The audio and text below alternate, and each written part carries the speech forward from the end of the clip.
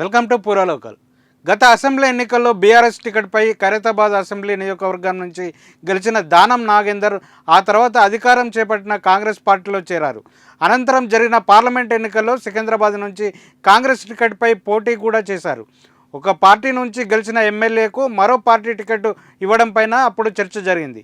Party మారిన MLA Danam Nagender తన పదవికి రాజీనామా చేయాలని బీఆర్ఎస్ నాయకులు డిమాండ్ చేస్తున్నారు. స్పీకర్ను కూడా కలిశారు. వీరితో పాటు బీజేపీ కూడా ఇదే డిమాండ్ను మరింత సీరియస్గా చేస్తున్నది.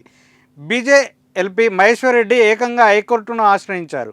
ఈ నేపథ్యంలోనే హైకోర్టు ఆయన దాఖలు చేసిన పిటిషన్పై కీలక ఆదేశాలు జారీ చేసింది. ఎమ్మెల్యే దానం నాగేందర్పై అనర్హత వేటు వేయాలని ఆయన స్పీకర్కు ఫిర్యాదు చేశారు. కానీ తన ఫిర్యాదును స్పీకర్ స్వీకరించేలా ఆదేశించాలని ఆయన హైకోర్టులో పిటిషన్ దాఖలు చేశారు.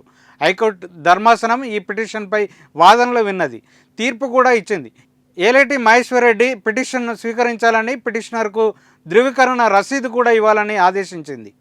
ఇక సికింద్రాబాద్ పార్లమెంటు స్థానం నుంచి బీజేపీ అభ్యర్థి కేంద్ర మంత్రి కిషన్ రెడ్డి విజయం సాధించారు. ఇప్పుడు ఆ పార్లమెంటు స్థానంలోని అసెంబ్లీ నియోజకవర్గాలపై బీజేపీ కన్నువేసినట్లు ప్రచారం జరుగుతున్నది.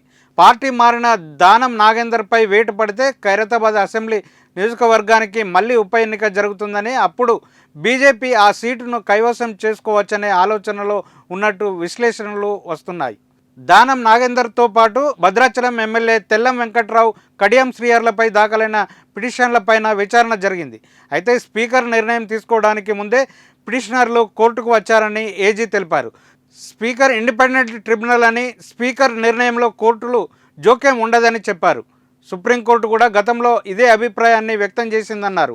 3 నెలలైనా స్పీకర్ ఎలాంటి నిర్ణయం తీసుకోలేదన్న వాదన సరైనది కాదని తెలిపారు. వివాదం కోర్టులో ఉన్నందున స్పీకర్ పిటిషన్లను పరిశీలించలేదని, కోర్టు నిర్ణయం కోసం వేచి చూస్తూ ఉండొచ్చని వివరించారు. ఇది ఇప్పుడున్న అప్డేట్. మరిన్ని అప్డేట్స్తో మళ్ళీ కలుద్దాం. చూస్తూనే ఉండండి పూరాలోకల్.